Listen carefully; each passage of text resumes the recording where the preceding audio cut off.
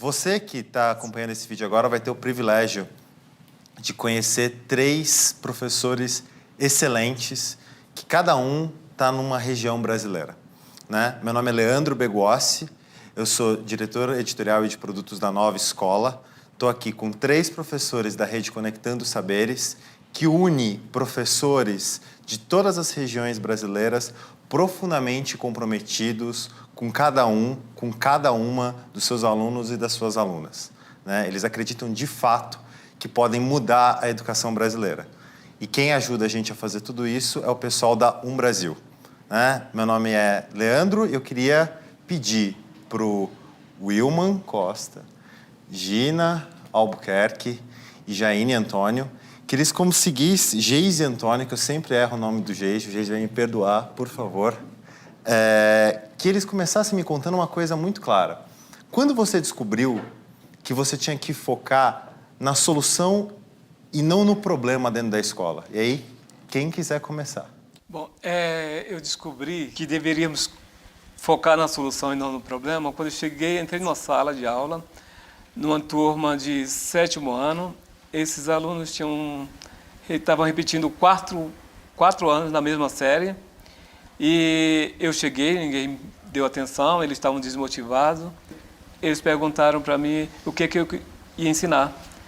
Eu falei que eu ia ensinar o que eles quisessem aprender. Com isso, eu motivei a turma inteira e foi um ano de muito sucesso. Muito bom, Wilman. Muito, muito bom. O Wilman é do Rio de Janeiro. Rio de Janeiro. Muito bem. Gina? Então, eu percebi que eu precisava colocar o foco na solução e não no problema quando eu me dei conta de que eu precisava me ressignificar como educadora. Eu lembro de um momento muito pontual que eu entrei na sala de aula numa turma de 6º ano e os meus alunos não estavam conectados comigo, o que eu falava parecia não ter sentido para eles não se engajavam na aprendizagem. E aí eu tive que olhar para o meu trabalho e perceber que eu precisava me dar conta de que eu estava diante de uma geração de nativos digitais. Eu sou uma migrante digital. Existe um abismo que nos separa, um abismo temporal. E a maneira de resolver isso seria me ressignificar como educadora e trazer as práticas, as novas tecnologias para a minha prática pedagógica. Muito bem. Geise, lá de Itambé, né, na fronteira de Pernambuco com a Paraíba. Eu lembro perfeitamente quando entrei na sala de aula e quando comecei a mexer meus conteúdos de arte e parecia que não fazia sentido para eles. E aí eu percebi que os alunos estavam na sala só de corpo, mas não aprendiam por quê? Porque eles queriam conteúdos que revelassem a sua realidade de vida. E daí quando eu comecei a perguntar, então o que é que nós vamos trabalhar? Esse professor, mas eu sou negro, eu sou afrodescendente, eu sou índio e os conteúdos não abordam isso. Daí foi quando surgiu essa ideia de abordar temas que eles se sentissem participantes. E aí foi onde eu me apaixonei pelo protagonismo juvenil. Então hoje eu não dou aula, eles me ensinam e a gente junto constrói o conhecimento. E antes da gente começar essa conversa, eu queria... Você estava me contando que as expectativas dos seus alunos lá em Itambé eram bem baixas, né? Assim, se a gente conseguisse ser cortador de cana, já tá bom. Pois é, a escola, sabe, deu outro levante. Por ser uma área rural, canavieiro, então eles só teriam o corte da cana ou o comércio para trabalhar. E aí, pela educação, eles viram que pode sonhar mais alto. Depois desse projeto diversos que a gente tem na nossa escola, alguns já estão modelando, outros estão trabalhando na rádio local. Enfim, eles viram que há outros horizontes, a não ser o corte da cana, que é super digno, que seus pais vivem disso. Mas a gente tem que mostrar que a educação pode ir além. E é isso que me encanta, sabe? Eles entram para a sala dela, professor, o que é que a gente vai ter hoje? Então, assim, ouvir o aluno, acho que quando ele me questiona, como Gina disse, me faz repensar sobre a minha prática. E isso é que me motiva a ser diferente todo dia. E quando vocês estavam falando isso, para pegar um pouco o gancho do que a gente queria também conversar hoje, é sobre formação. Cada um de vocês me contou uma história que é o seguinte: percebi a partir da situação da sala de aula que eu deveria me adaptar ou que eu deveria mudar. A gente sabe que a formação de professores no Brasil, ela tem vários problemas. Mas como hoje é dia de focar na solução e não no problema, eu queria pensar com vocês o seguinte: o que vocês mudariam na formação de professores para que mais professores pudessem aprender com a sala de aula? O que vocês mudariam assim? Gina virou diretora da Faculdade de Pedagogia. O que você faria? Wilman virou diretor da Faculdade de Pedagogia. Geis virou diretor da faculdade. O que vocês fariam? Qual a primeira coisa que vocês mudariam na formação? A primeira coisa que eu mudaria seria aproximar a formação do professor da prática. Eu acho que é muito importante que haja uma fundamentação. Não dá para abrir mão da teoria, mas eu acho que há um tempo muito dedicado à teoria e pouco tempo dedicado à prática.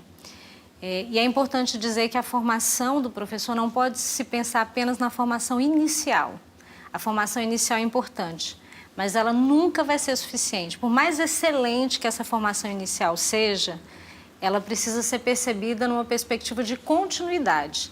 Então, acho que a gente tem que pensar nos cursos de formação inicial, mas tem que pensar que a escola, eu tenho percebido que a escola é um espaço de formação privilegiado.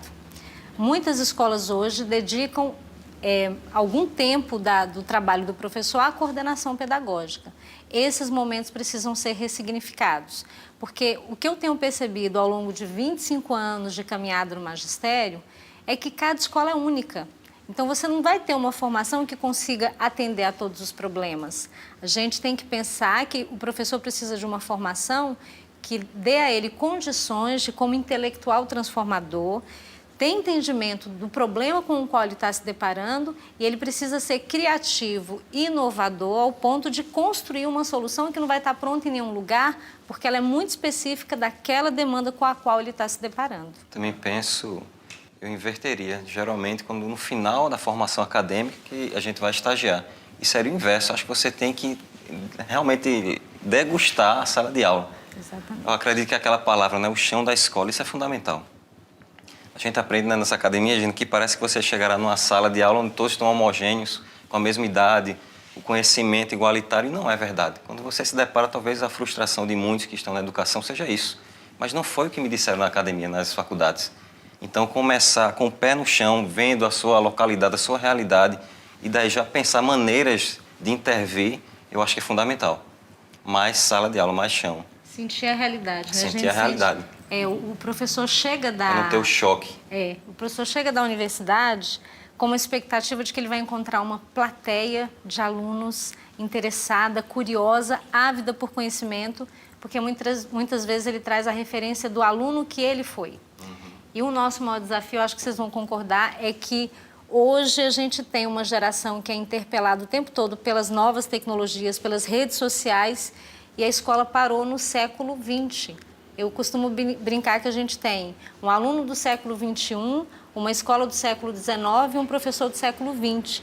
A gente precisa fazer essas coisas se encontrarem. Né? Fazer a máquina do tempo funcionar, Isso. né? Se eu tivesse o privilégio de mudar a formação do professor, eu mudaria muita coisa. Porque o professor, ele na faculdade, a academia se preocupa com o conteúdo e não se preocupa na formação humana. E hoje o nosso aluno, o mercado de trabalho, o mundo exige que você possa entender as pessoas, né? O gênio hoje, que não sabe lidar com o outro, é um gênio desempregado. Então, primeiro a academia precisa entender que a formação do professor passa por esse lugar que é da formação do outro. E o professor o professor que vem recém-formado da faculdade, que o papel dele é passar o conteúdo, né? E esse conteúdo, muitas vezes, isso é muito fragmentado. Ele precisa ser unificado, precisa entender que o aluno não é um depósito de conhecimento. O aluno é um todo que você precisa respeitá-lo como todo, né? Então, isso precisa ser revisto, né, para a gente possa ter um professor que saia da faculdade e possa, pelo menos, minimamente entrar na escola. Porque, claro que o tempo inteiro o professor tem que estar estudando como qualquer profissão. E o professor, ainda mais, que a gente lida com o jovem, que tudo acontece na juventude, então a gente tem que estar o tempo inteiro entendendo esse jovem, né? Um médico, que ele está sempre estudando, mas eu acho que até carece de menos exigência do que um professor. Porque o professor, a toda hora, ele está com uma geração diferente. A cada 2 anos, ele tem um público diferente, uma juventude que pensa diferente, tem outros valores, e ele tem que estar apto para resolver esses problemas e adequar a prática de aula dele com esse público. Até porque, né, Will, assim, o conhecimento está aí. Os alunos têm mais acesso muitas vezes do que o próprio professor. Exatamente. Mas aí que vem o papel do mediador. Hoje o professor, ele guia o conhecimento, porque está muito socializado. Hoje você abre a internet, o conhecimento está lá. O professor tem que falar o que você fazer com esse conhecimento. A gente vai nas competências, né? Não, a gente não tem que cobrar sua habilidade. A gente precisa que o aluno seja competente para resolver os problemas disso. Aí o professor tem que ter essa consciência. Eu sei que vocês, né, são mentores de jovens professores. Né? A gente já se conhece há algum tempo e eu gosto muito quando nas conversas que a gente já teve, quando vocês me falam o que vocês contam para os professores jovens que vocês acompanham. Que dicas, o que vocês falam para aquele professor que acabou de sair da faculdade e entrou na escola de vocês? Que descobriu no primeiro dia que os alunos não são aqueles que ele estava esperando. E essa pessoa fica assim, o que vai ser a partir de agora? Que dicas vocês dão? Práticas, assim. O que vocês ensinam como mentores para esses professores que acabaram de sair do banco da escola, da universidade? Ouvir. Não, primeiro, é muito bom ouvir o outro. Eu acho que os grandes conflitos, eu estava falando ainda há pouco, acontecem porque você não tem a prática de ouvir o outro. E o professor acha que ele que deve falar, né, e o outro tem que estar quietinho ouvindo. Então, a dica que eu dou para o novo professor é sente e ouça o aluno, que aí você vai tendo ideia de como vai trabalhar esse aluno. Né? Então, o conselho que eu dou, ouça. Ouça o seu colega profissional, ouça o seu aluno, né? Ouça a sua coordenadora pedagógica, né? Que a gente precisa também, é um outro modelo que a gente precisa falar, que o coordenador tem que ser coordenador mesmo, né? E o conselho que eu daria para o professor novo é isso aí, ouvir melhor. O que você fala quando os professores novinhos chegam lá em Ceilândia, Gina? A primeira coisa que eu digo para eles é que eles estão ocupando o lugar mais importante do mundo, que é colaborar para a formação das novas gerações. Então, primeiro eu tenho que dizer para esse professor que, embora a gente tenha uma sociedade que não valoriza o professor tanto quanto deveria valorizar, a gente, professor, tem que lembrar sempre, eu sou muito importante, o que eu faço tem a maior relevância, eu estou aqui, eu posso mudar uma história, um destino de uma família inteira. Então, eu sempre chamo a atenção do professor para o fato de que ele não pode perder isso de vista, porque vão tentar convencê-lo do contrário o tempo inteiro. Inclusive, as condições em que ele trabalha vão ficar dizendo isso para ele. Uma segunda coisa que eu sempre digo, nunca pare de estudar. Um professor que para de estudar é um professor que esquece o quanto é difícil aprender. E aí, quando ele esquece o quanto é difícil aprender, ele vai olhar para a dificuldade do aluno de uma maneira inadequada. Ele vai achar que o aluno não quer aprender, que o aluno não quer se engajar e vai esquecer que muitas vezes o aluno não está aprendendo por uma série de outras razões. Ninguém escolhe não aprender. A gente quer mais aprender, ter experiências de sucesso, né? Você tem algum exemplo que você gostaria de compartilhar? Tenho um exemplo muito recente. Eu estou em sala de aula ainda, né? No período da manhã, e eu tenho um aluno em sala de aula que me chamou muita atenção pelo fato dele ficar muito distante, muito alienado, muito separado da turma. E todas as vezes que eu entro numa sala de aula, eu faço um diagnóstico para saber aonde eu estou, né? Antes de começar a caminhada, eu preciso saber quem é cada um dos meus alunos, que conhecimentos eles trazem. E uma das coisas que eu gosto de saber é conhecer o repertório de leitura deles. E aí eu peço em separado, eu levo eles para um lugar separado e peço para eles lerem. E esse aluno se recusou a ler, inclusive para mim, assim, nós dois sozinhos, né? Ele está no 9º ano, você já espera que ele tenha um bom repertório de leitura. 14 anos de idade. Na verdade, ele tem uma defasagem em seriedade, ele já tem 17 anos. E aí eu fui me dando conta de que ele é tomado por uma profunda vergonha, ele tem consciência das limitações, que ele não sabe tudo o que ele deveria saber para um garoto que está no 9º ano e que isso é fonte de muito sofrimento para ele. Daí eu entendi o quanto ele se segregava do resto da turma. Eu comecei a fazer uma intervenção no sentido de fortalecer a autoestima dele. Ao invés de colocar o foco no que ele não sabe, eu passei a colocar o foco no que ele sabia. E eu descobri que, apesar da dificuldade de leitura, ele escreve e tem uma escrita relativamente boa dentro dos limites dele. Eu comecei a trabalhar com produções de texto e sentava ele do meu lado e só abordava os aspectos positivos. Olha que ideia incrível que você colocou aqui. Olha como você conseguiu concatenar essas informações. Leandro, só de lembrar eu fiquei emocionada, porque ele ressurgiu. É outra pessoa, assim, ele passou a acreditar, passou a engajar. Então, às vezes, a gente fica repetindo para o aluno o que ele não sabe. Ninguém fica feliz por ser lembrado dos seus fracassos, dos seus limites, das suas fragilidades, né? Então, eu costumo dizer para os professores novatos que eles precisam olhar para o aluno como ele gostaria de ser olhado. Como é que você espera que olhem para você? Com crédito, com esperança, com altas expectativas? Ou você espera que as pessoas olhem para você como um fracassado? É questão da empatia, né? O professor tem que ser alguém profundamente empático.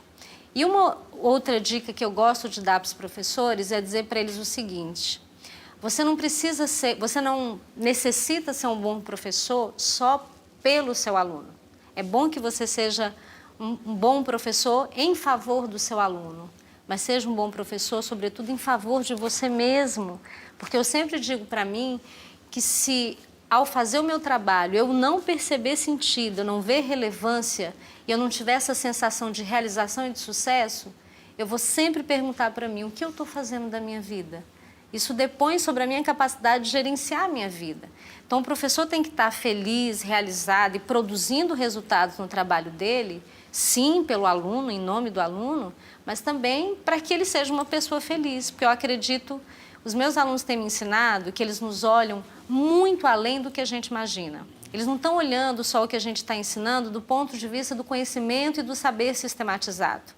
Ele olha a minha condição de ser humano. Eles chegam a dizer para a gente: eu sei que aquele professor não gosta do que ele faz. Eu sei que aquele professor não está feliz.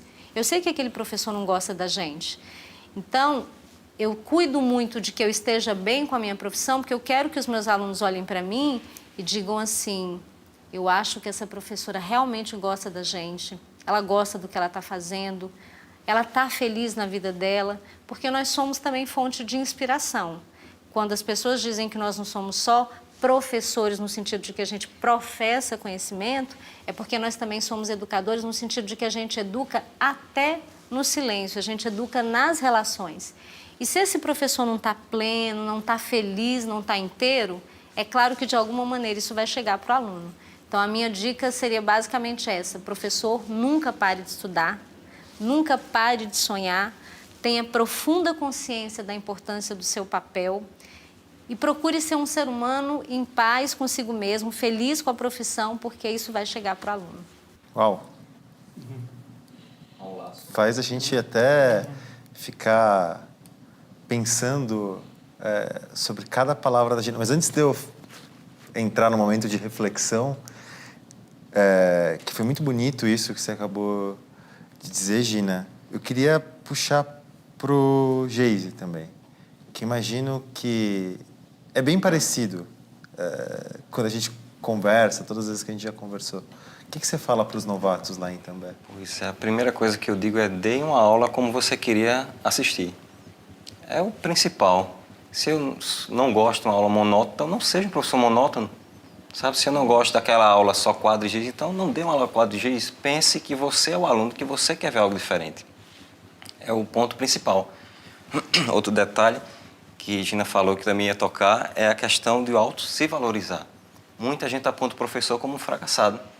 E tem professor que pisa na sala de aula achando que o seu salário vai refletir a sua qualidade. Não é.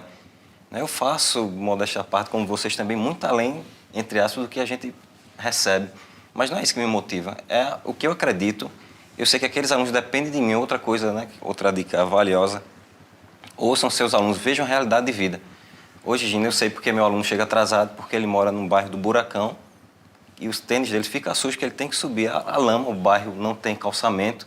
Então, às vezes, o aluno chegava, era barrado porque estava com tênis sujo ou veio de sandália.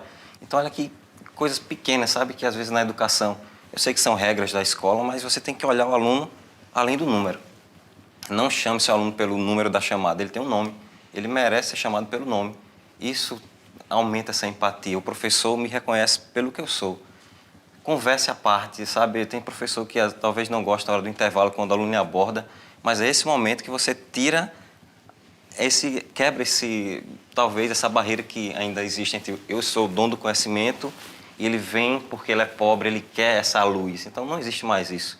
Esse momento, principalmente na hora do intervalo, terminou a aula, tem um professor que corre, né? Eu digo sempre, gente, pare só um minuto, escute a versão do aluno ao invés de só castigá-lo. Por que será que esse meu aluno não aprende? Eu acredito que são dicas de ouro, sabe? Que se eu tivesse tido na minha formação inicial, acho que teria feito toda a diferença. A gente aprendeu nos trancos e barrancos, mas é muito importante para quem está entrando perceber o aluno não mais como um número, mas como um ser que merece e tem o direito de ter a sua diversidade.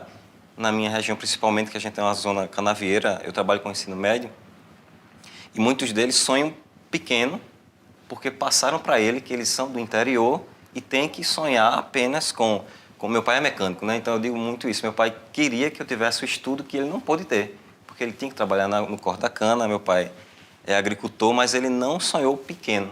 Eu digo aos alunos, toda profissão é linda, merece o respeito, mas vocês são muito mais, vocês vão muito mais além. Então não castre o sonho dos alunos.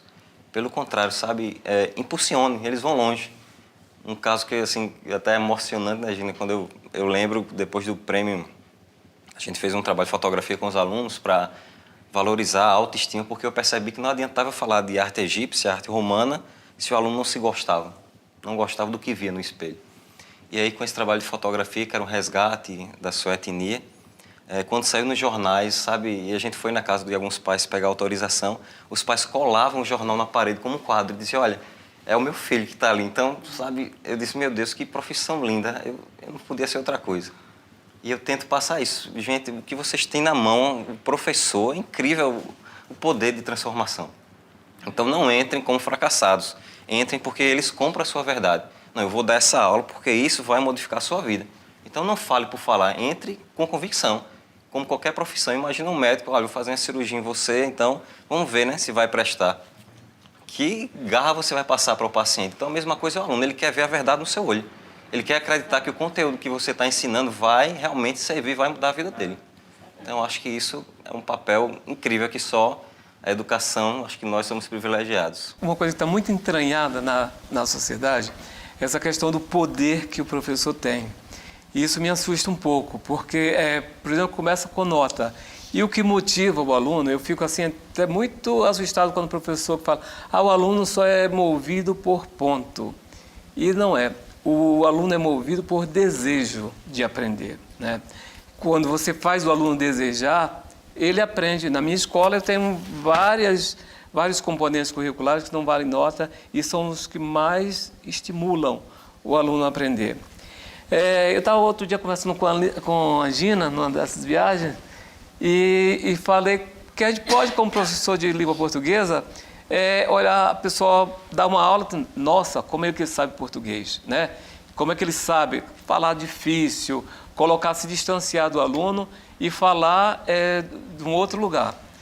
Mas quando você chega e explica verbo, estava explicando para você o presente, o que é pretérito perfeito, o que é pretérito imperfeito, a lógica que o verbo tem, isso fica muito mais fácil, fica muito mais próximo do aluno. Então, para que eu chegar lá no quadro e começar a falar coisas que ele não entenda, eu falo pretérito, pretérito é passado, tá? Então, fala na linguagem do aluno e aí ele vai entender muito mais e ele vai ficar muito mais próximo de você. Que às vezes eu percebo que quem distancia o aluno do professor, muitas vezes é o professor, por ter essa insegurança de querer estar no lugar onde ele possa ser diferenciado. E ele não entende que o lugar mais importante é quando ele está colado com o aluno. Se eu falar aqui para todo mundo aqui, feche os olhos e lembre lá do seu professor e veja qual o melhor professor, com certeza vocês vão lembrar de o que o professor fez para vocês. Não vai lembrar da conjugação do verbo, nem do logaritmo, nem da fração. Vai lembrar o quanto esse professor impactou na sua vida. Nos momentos de fraqueza, se ele apoiou, se ele foi compreensivo com você. Isso que faz a diferença. Esses dias eu tive o privilégio de participar de um encontro de formação com 200 professores de um estado do Brasil. Assim, não quero expor esses professores, porque, enfim, a gente sabe que a realidade deles é muito difícil, eles estão passando por um momento muito complicado. Mas uma coisa que me chamou muito a atenção era o circuito de culpa, né? Então, era o professor colocando a culpa no aluno, o aluno colocando a culpa no professor, a escola colocando a culpa no aluno e no professor, alguém colocando a culpa na família. Enquanto eu conversava com esse grupo de professores, para mim ficou muito claro que eles tinham caído dentro de um labirinto. E que é difícil sair desse labirinto. E aí eu queria saber, genuinamente, assim, como é que vocês saíram desse labirinto? E eu não sei se vocês saíram totalmente, porque a gente sabe que a vida é mais complicada, mas que dicas vocês dariam também para outros professores saírem desse labirinto de culpa, né? Dessa corrente que faz com que a gente não vá para lugar nenhum? Eu acho que o primeiro ponto é que a gente sempre deve olhar para a educação olhando do ponto de vista de conjuntura. Aquele sujeito que está no chão da escola, com o desejo de aprender, com expectativas de que a história dele vai ser transformada pela educação, ele está dentro de uma conjuntura. Ele vem de um contexto social, ele pertence a uma família, ele tem uma identidade. Eu, como educadora, preciso ter uma profunda consciência dessa conjuntura, mas eu não posso ficar refém dela. Eu não posso usar as limitações como justificativa para não agir. O que eu tenho percebido é que existem educadores que têm uma expectativa de que exista a situação ideal. No dia que a família apoiar o meu aluno, no dia que eu tiver ar-condicionado na sala de aula, no dia que eu tiver um laboratório de informática, aí eu vou fazer um bom trabalho. Ou seja, isso nunca vai acontecer, né? Então, no fundo, a gente precisa, sim, compreender toda essa dinâmica, as dificuldades, as complexidades, mas a gente precisa entender justamente para a gente não ficar refém dela e não para usá-las como desculpa. Eu preciso perceber que o meu aluno não é menor porque ele nasceu na periferia, porque ele veio de uma família onde só existia a mãe para cuidar. O meu aluno é maior do que todas essas condições. E quando eu olho para ele, percebo que ele pode aprender, acredito que ele pode aprender e desenvolvo um trabalho orientado pela ética, pelo compromisso e com engajamento, a coisa vai acontecer. A família vai perceber e aí, ao invés da gente continuar nesse labirinto da culpa, que aí é uma outra dica que eu preciso dar, a gente tem que trabalhar como parceiro, né? Então, ao invés de eu chamar o pai na escola para botar o dedo na cara dele e dizer você não cuida do seu filho não faz tarefa, né? Que tal mudar essa lógica, que é uma coisa que eu tenho feito, e eu chamo o pai para dizer, seu filho é muito bom nisso aqui. Como é que a gente pode fazer para ele ficar ainda melhor? Porque ninguém gosta de ser chamado na escola do filho para ficar ouvindo apontamento de problema. Aquele pai tem os problemas dele, ele já passa por uma série de dificuldades, ele luta para manter aquele filho na escola, e aí, de repente, ele é chamado na escola só para ouvir defeitos. Isso vai afastando a família da escola. Então, só para resumir, 2 dicas: ter consciência do que está acontecendo, entender tudo isso, mas não ficar refém. Usar isso para colocar o foco na solução e não no problema. E o segundo, ao invés da gente ficar procurando culpado, que tal se a gente der as mãos e trabalhar junto para construir as soluções, né? Acho que funciona melhor. É verdade. Essa coisa de culpa, ela vai mudando, né? É culpa do aluno, numa época é culpa do aluno. Hoje a culpa está na família, né? Hoje o foco é a família não dá atenção, então o aluno, eu não vou educar o filho dos outros, né?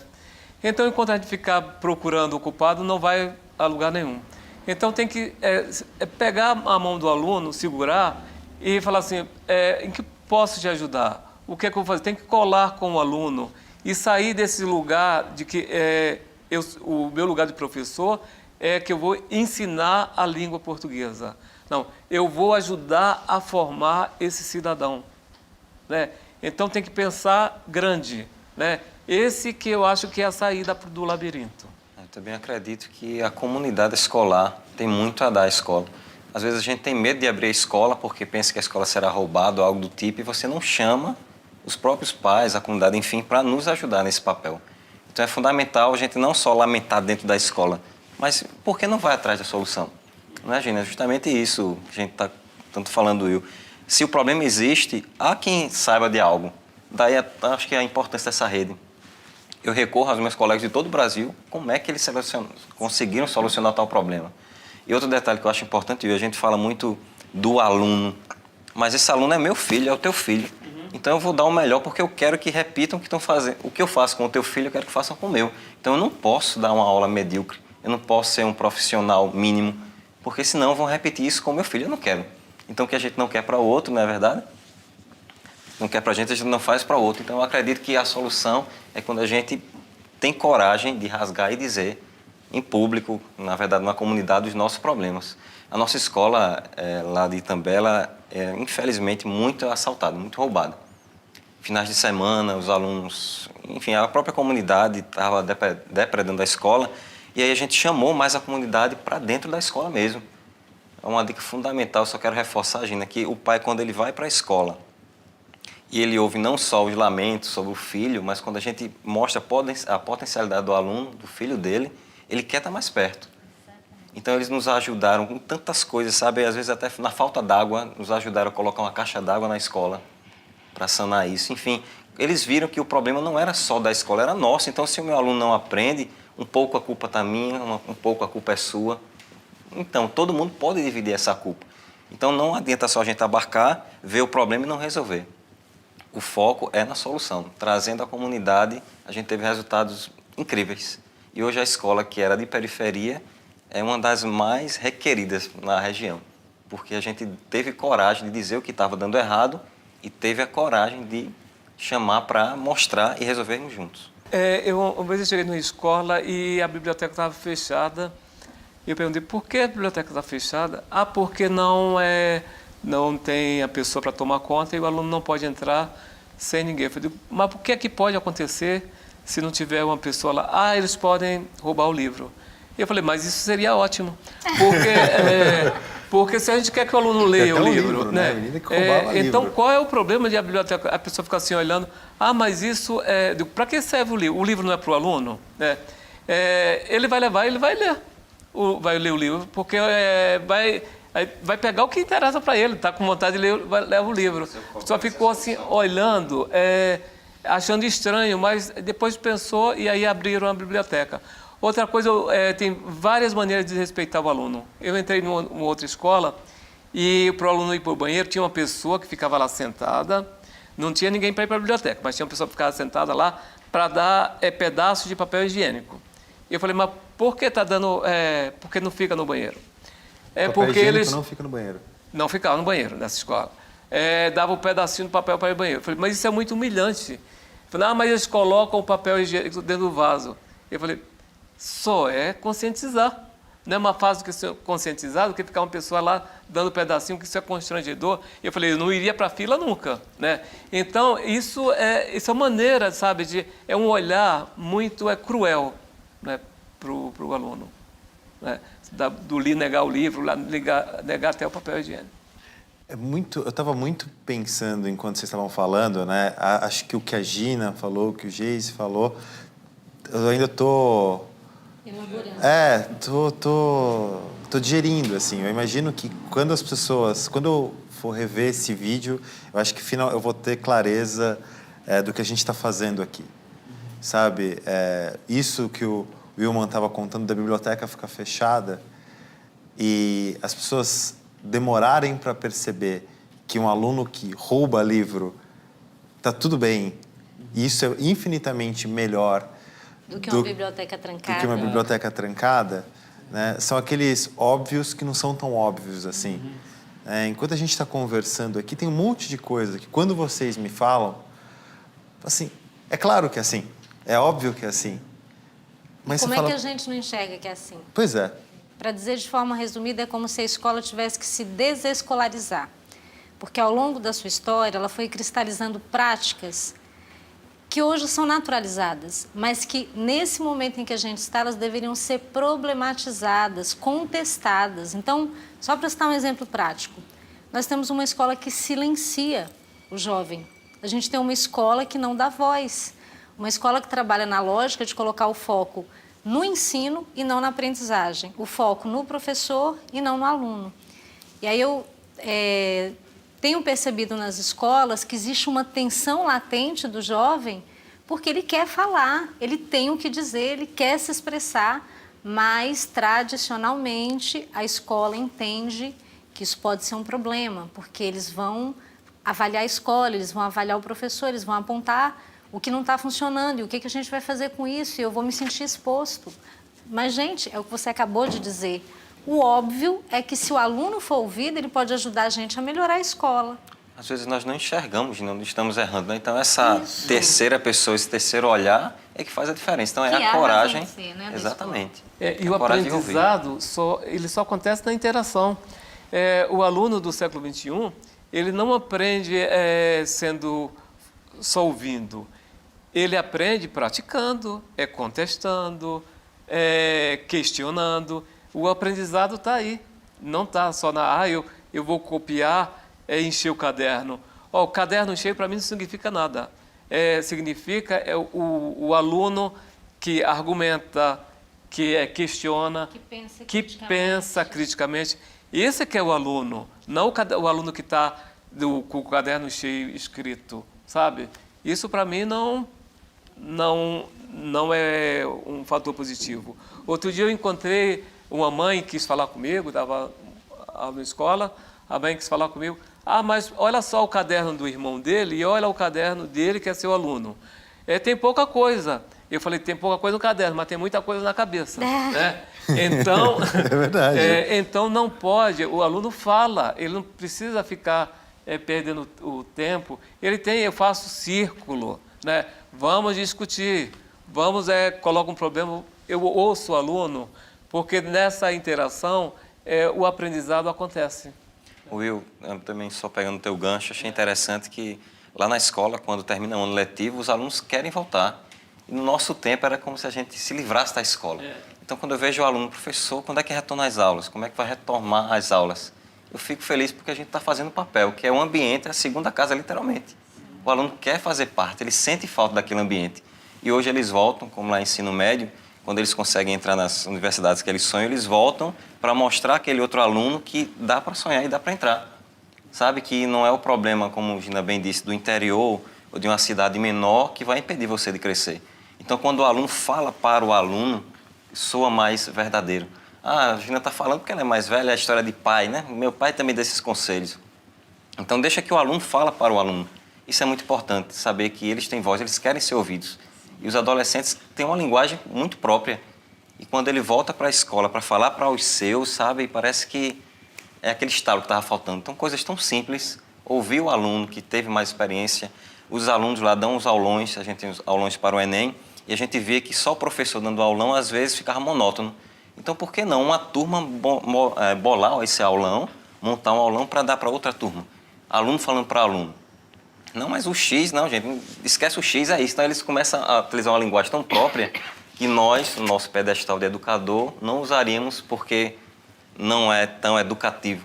Mas, às vezes, essas palavras tem que deixar fluir, no contexto eles se entendem. Então, é não ter medo de dar essa liberdade para o aluno. Muita coisa a gente aprende ouvindo mesmo. Exato, mas a gente está impregnado na sociedade de querer aquele modelo e a família exige esse modelo tradicional e o professor muitas vezes não quer, tem medo de desagradar a sociedade, né? E aí não ousa, mas nós temos que ousar muito, né? Nós somos professores, sabemos como provocar o aluno, a gente tem que ousar, não ficar preso a esses métodos até porque o erro faz parte do processo de aprendizagem. Tradicionais, né? Então eu falo para o professor, exatamente, ouse, acredite no que você está fazendo, isso faz a diferença. Eu tô com uma história na cabeça também disso, que assim, muitas pessoas que podem estar nos vendo vão falar, é porque é assim no Rio, porque é assim em Brasília, porque é assim lá em Itambé, né? Recentemente eu estive numa escola que fica no Morro Doce, aqui em São Paulo. Né? Mas ela fica na periferia do Morro Doce. O Morro Doce já é um bairro de periferia. Então, é periferia da periferia da periferia.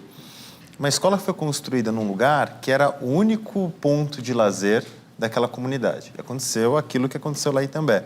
A comunidade começou a depredar a escola. Né? A escola é roubada, tem aluno com 14 anos que já morreu de overdose. Escola é bem difícil. Aí eu passei alguns dias nessa escola para tentar entender por que ali um dos professores ganhou o prêmio Educador Nota 10. E aí eu percebi várias coisas que vocês estão falando aqui, né? Primeiro, um professor muito comprometido com o aprendizado dos alunos. Muitas expectativas, assim. Eu lembro do professor vir para mim e falar assim, você tem que ver esse poema dessa menina, você tem que ver o trabalho desse menino, você tem que ver isso, você tem que ver aquilo. E era uma escola que ela estava longe de ser ideal. Assim, para chegar no razoável, assim, faltava a Via Dutra inteira para brincar com o Will aqui.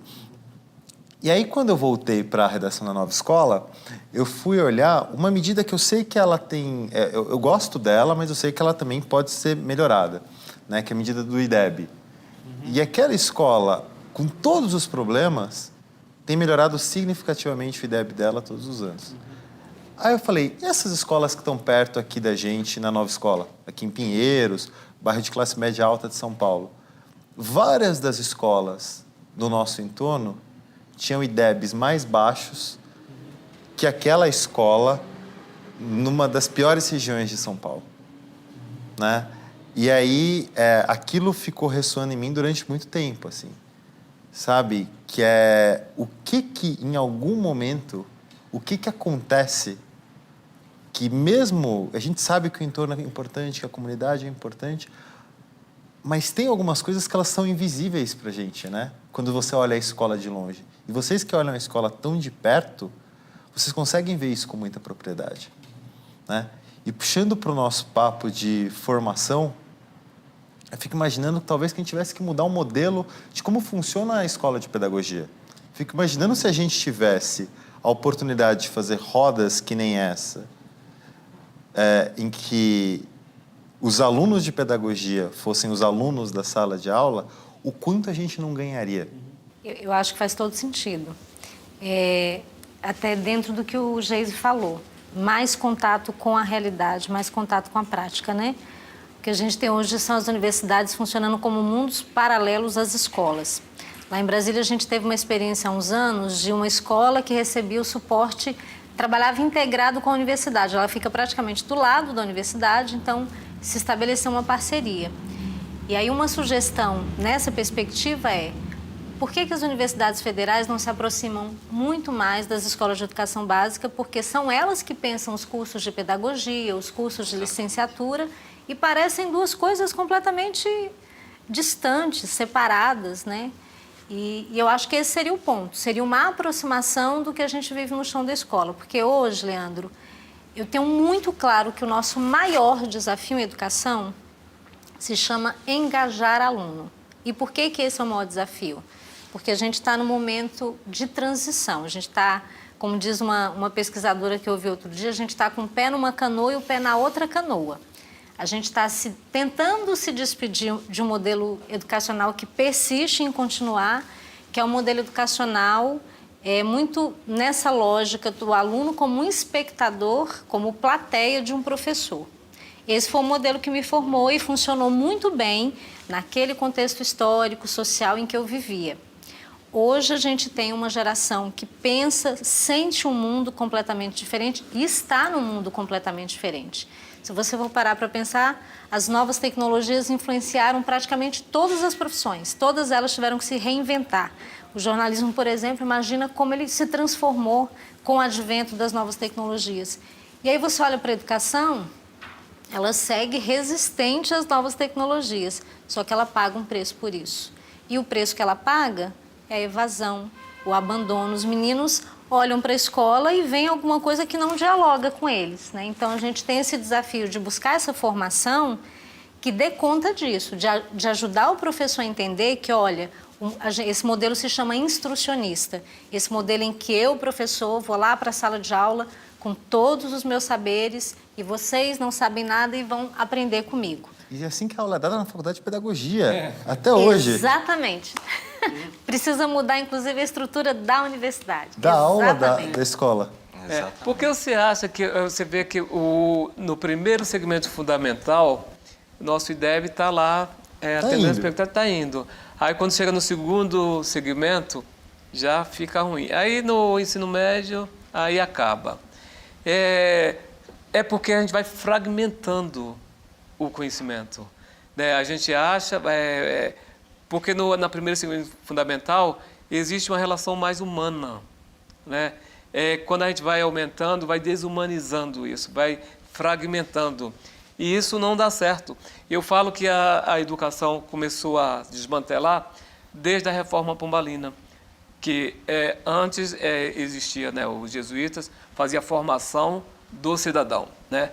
Depois ficou tudo segmentado e de lá para cá, eu acho que a escola não faz o papel dela.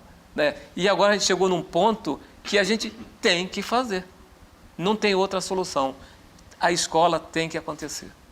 Pegando para o gancho da arte, né, que é a minha disciplina, eu lembro muito bem quando inventaram a máquina fotográfica. Os pintores achavam que ia perder seu emprego. Então a crise foi bom, esse momento, porque eles se reinventaram. E aí a arte não ficou mais amarrada com a imagem figurativa. Então a educação tem que seguir esse mesmo padrão, Gina, né? Mas também eu acho que a ideia é essa. O problema existe, sim, mas a gente vai insistir com um modelo que não está dando mais certo. Então tem que ter a coragem de mudar. É claro que essa mudança é gradativa e a gente sabe que vai a longos prazos aí, mas tem que ser feita. Eu acho que é a coragem que está faltando de meter a cara e tentar. Como eu falei, o erro faz parte do aprendizado.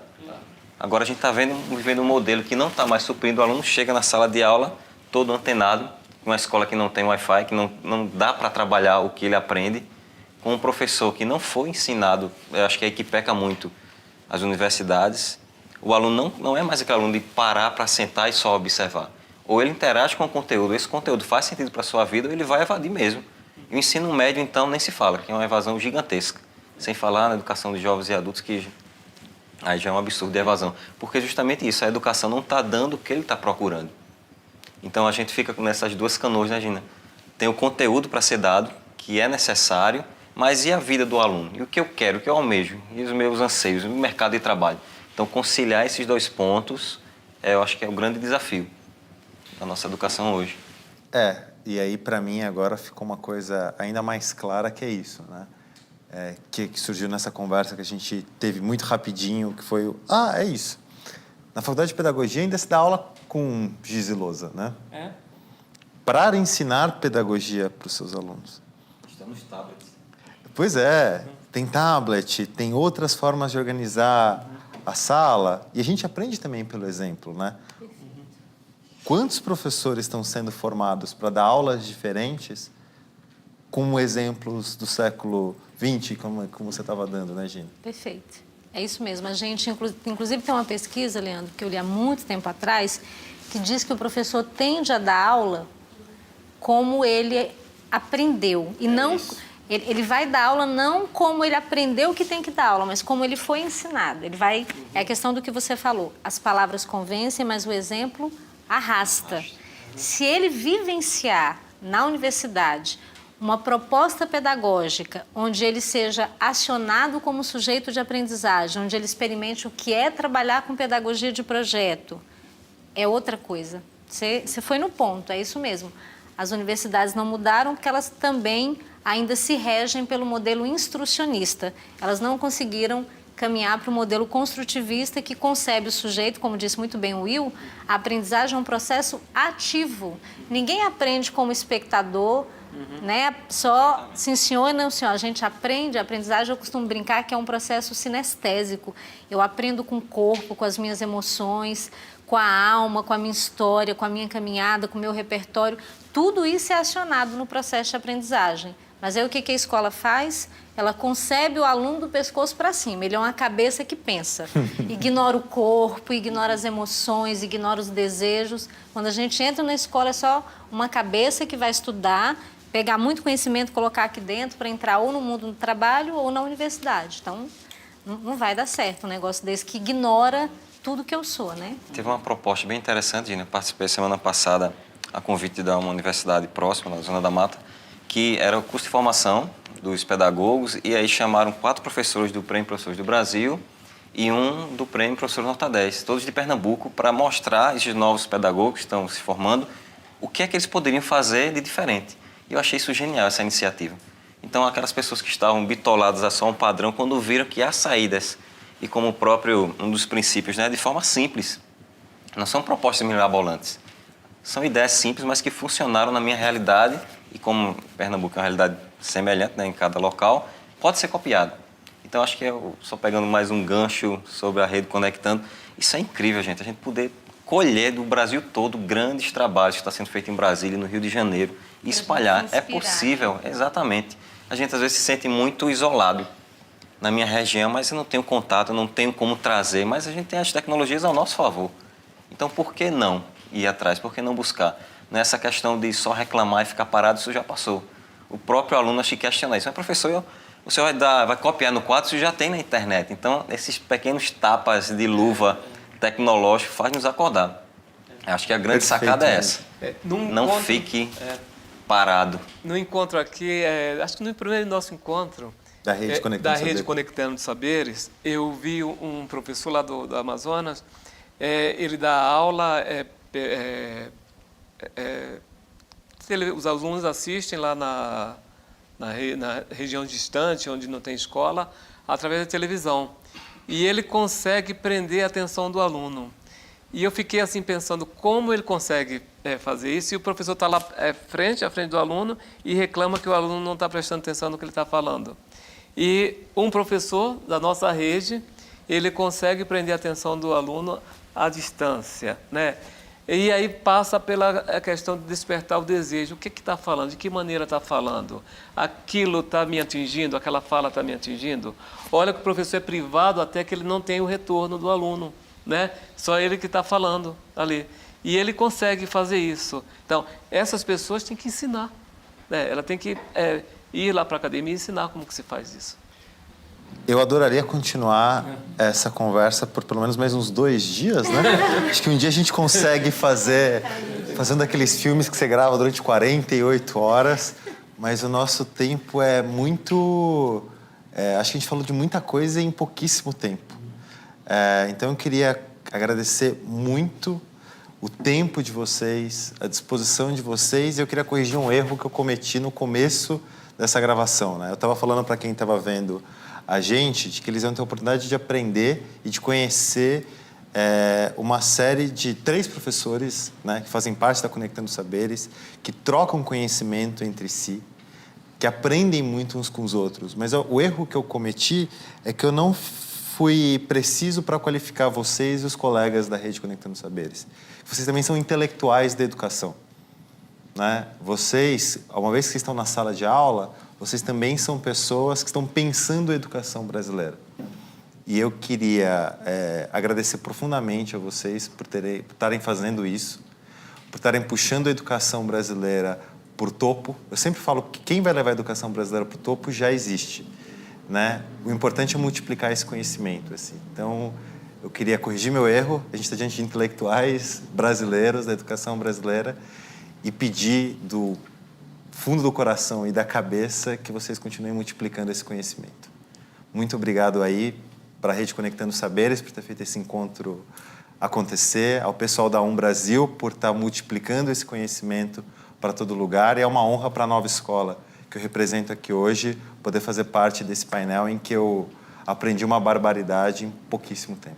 Obrigado, gente. A gente que agradece. É uma oportunidade, agradeço demais. É um prazer enorme.